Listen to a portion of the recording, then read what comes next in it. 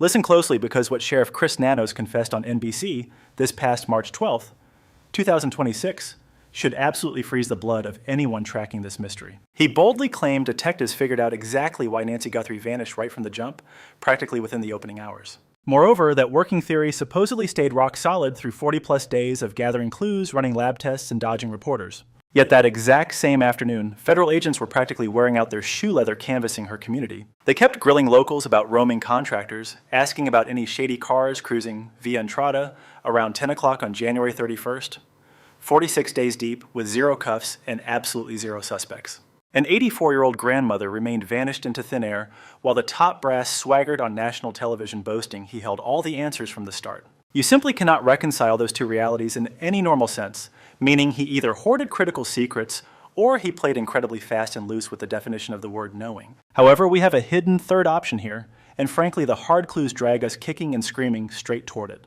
The feds actually did the heavy lifting, securing the smoking guns, but somewhere trapped between their discoveries and the official press briefings, somebody pulled rank and made a catastrophic call, burning up precious investigative hours this case desperately needed. Do not touch that dial because over the next 10 minutes I will expose precisely what the feds unearthed, lurking inside the Guthrie residence. How unseen forces shackled their next moves, and why the massive chasm separating those clues from a proper arrest reveals the true nightmare here. For over 50 years, Nancy called the exact same gorgeous property, tucked away in the Catalina foothills of Tucson, Arizona, her permanent home. Situated deep within the northern desert fringes, this community features sprawling silent roads and homes practically hidden away by massive driveways and thick foliage that forms an organic fortress. Evening traffic drops down to absolutely nothing, letting longtime neighbors memorize every single daily habit, making violent crime an utterly foreign concept to these folks. Tragically, that deeply ingrained blanket of suburban security is exactly what painted a massive target on her back. At 84 years old, her mobility was shot. The sheriff even publicly admitted she struggled to cross 50 yards without someone holding her up. A machine literally kept her heart beating, forcing her to depend on daily pills that her daughter Savannah bluntly stated were her sole lifeline. You do not just skip a dose or push it off. Missing those specific meds would trigger a lethal downward spiral in mere hours.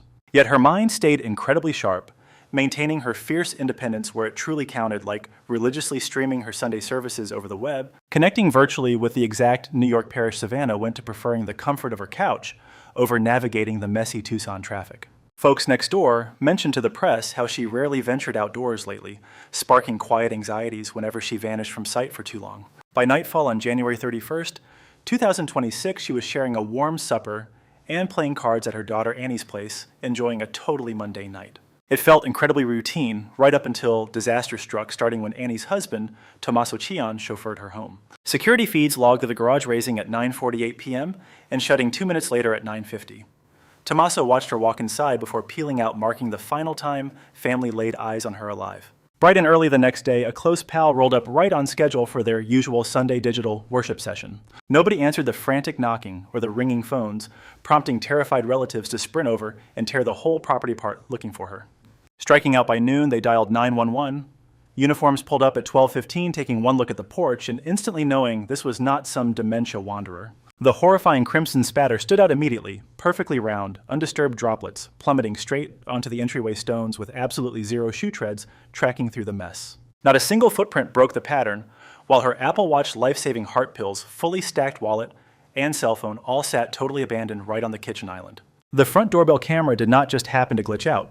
Someone cleanly ripped the entire surveillance unit right off the siding at 1:47 in the morning, totally blacking out the feed with a gloved hand instead of a power outage, stuffing handfuls of ripped-up yard weeds directly into the lens before ruthlessly tearing the hardware clean off its brackets. The Phantom captured on tape rocked a pitch-black balaclava, matching dark gloves, pale trousers, a heavy coat, and strapped a 25-liter Ozark Trail rucksack tightly across his shoulders. A lethal handgun sat holstered dead center on his chest rig instead of his waist, while he clenched a tiny tactical flashlight in his jaws to free up his grip.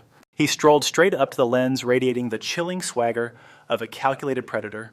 Then right at 2:12 in the morning, another sensor triggered a quiet security alert out back. Cheap subscription plans meant no video playback saved, but the digital log absolutely proved a living shadow was prowling that exact perimeter. Exactly at 2:28 in the morning, the vital wireless tether bridging her internal heart monitor and her iPhone abruptly severed. Those signals tap out past roughly 30 feet, meaning the second that connection died, she had already been dragged outside her walls. She was thrown into a getaway ride, and vanished, wrapping the entire nightmare from the blind spot to the dead signal in just 41 minutes.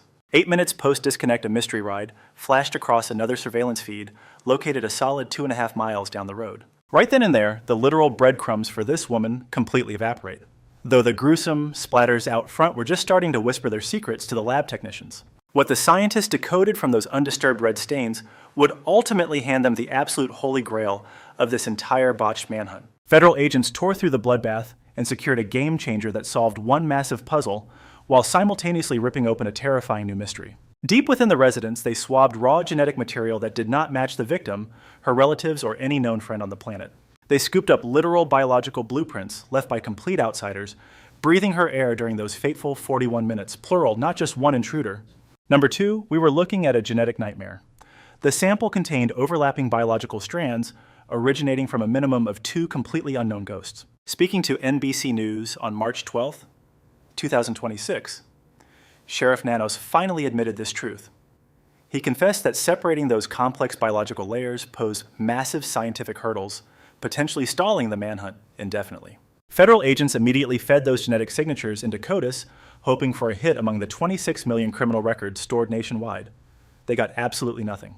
Whoever deposited their biological traces inside Nancy Guthrie's residence lacked any prior criminal history that would put them in federal files.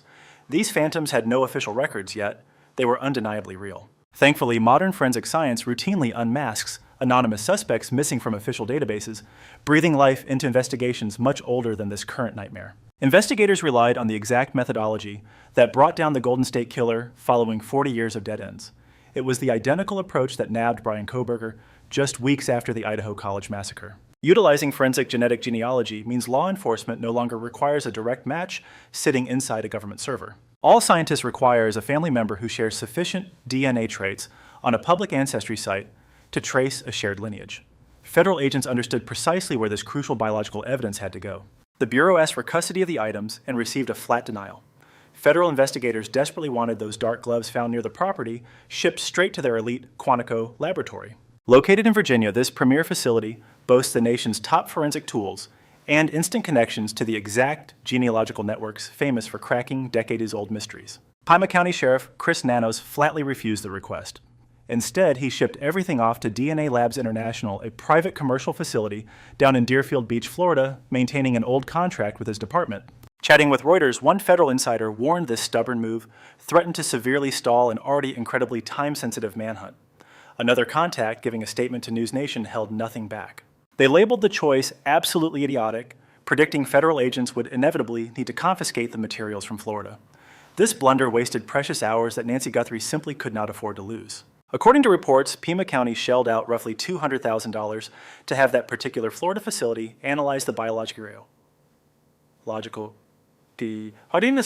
material. Nanos stood his ground in the press, claiming he needed every piece of evidence consolidated alongside familial swabs and existing suspect profiles to guarantee perfectly organized comparisons. The sheriff forcefully rejected accusations that he purposely sidelined the Federal Bureau. However, anonymous agents painted a drastically different picture of the turf war, and unfortunately botched lab choices weren't the only fatal misstep. After local officers initially combed over the entryway of Nancy Guthrie's residence, they shockingly abandoned the secured area less than 20 hours later. Journalists working for Arizona's Family News literally strolled right up to the doorstep to capture footage of fresh blood still staining the concrete. This incredibly critical crime scene, the exact spot where an 84-year-old victim was violently abducted, was completely overrun by local media long before federal experts could execute a proper sweep. Questioned afterward about his regrets regarding the porous security, Nanos replied that hindsight is always 20/20. He confessed he likely should have kept the perimeter locked down. Former New York police investigator Michael Alcazar, who now teaches at John Jay College, noted that the local department definitely blundered by lifting the barricades way too soon. Richard Castigar Jr., an ex-deputy who worked with Nanos for years, informed the Daily Mail that federal agents should have taken over the entire operation a minimum of 2 weeks sooner. The retired officer painted his former boss as a textbook control freak. Meanwhile, right in the middle of this chaos on February 2nd, the sheriff assured frightened residents they had absolutely nothing to worry about. Exactly 40 days afterward, during the very NBC News broadcast where he bragged about understanding the suspect's intentions, immediately his tune changed. He loudly cautioned everyone that the perpetrators might easily attack another target, warning citizens not to feel invincible just because the victim was famous.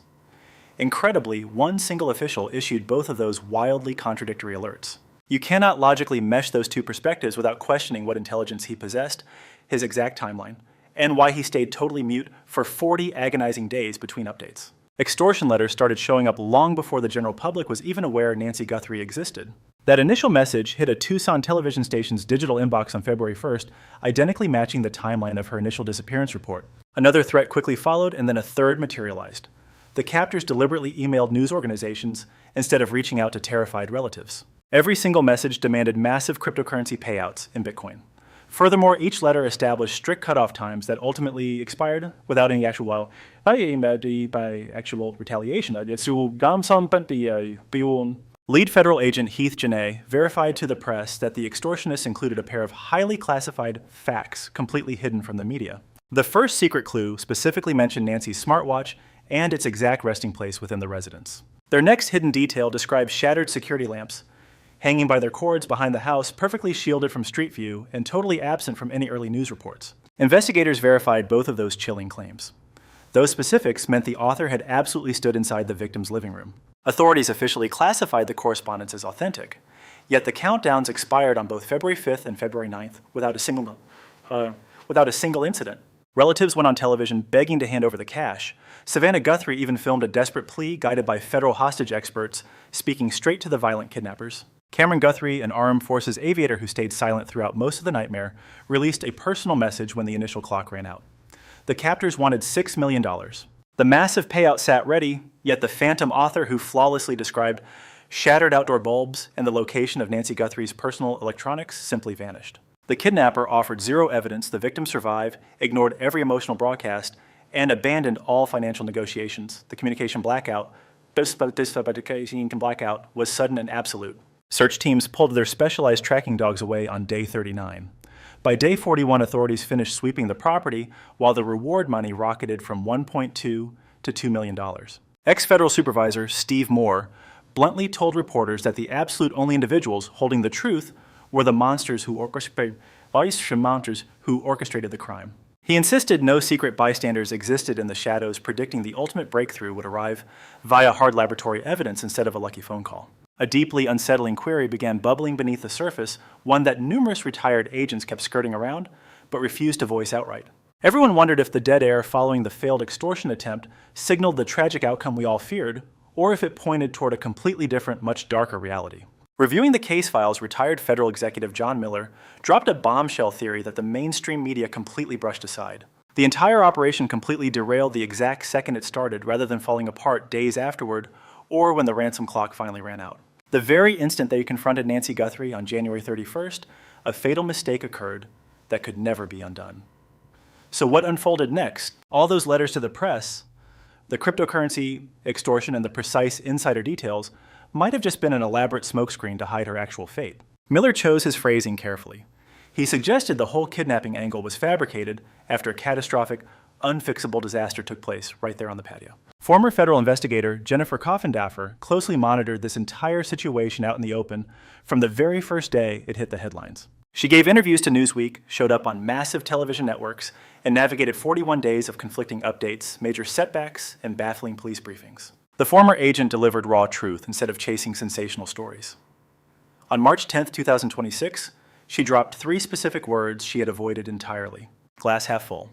Furthermore, she declared the active hunting period officially finished, though she pointedly avoided claiming they actually located Nancy. She clearly stated the scouting stage had concluded.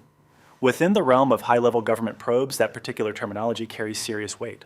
Whenever authorities reject massive civilian rescue efforts, turning down groups like the United Cajun Navy and Equisearch, it rarely means the trail went dead. Instead, detectives possess crucial knowledge regarding the target's exact whereabouts or physical state, rendering any grassroots sweeping operations completely useless. This hunting period only closes when the police advance beyond the necessity of physically scouring areas to locate their missing person. Coffindaffer dedicated her entire professional life to distinguishing a dying inquiry from one secretly accelerating toward a massive breakthrough hidden from civilian eyes. Ex-federal operative and intelligence officer Tracy Walter tackled these exact same clues from a completely unique perspective. She argued this hit was incredibly precise, executed by a stalker driven by vengeance, who was fixated entirely on the daughter, Savannah Guthrie, rather than her mother. Walter strongly believed Nancy was never the primary goal. The elderly woman simply represented the easiest physical link to the true target of the attacker's fixation. Her advanced years, physical restrictions, set schedule, and the incredibly familiar residence she occupied for over 50 decades all played a massive factor. These vulnerabilities transformed her into the ultimate soft target for an assailant chasing someone located in an entirely different metropolis uniting 3 former federal experts. Every single one of them gravitated toward an unspoken reality they refused to voice aloud.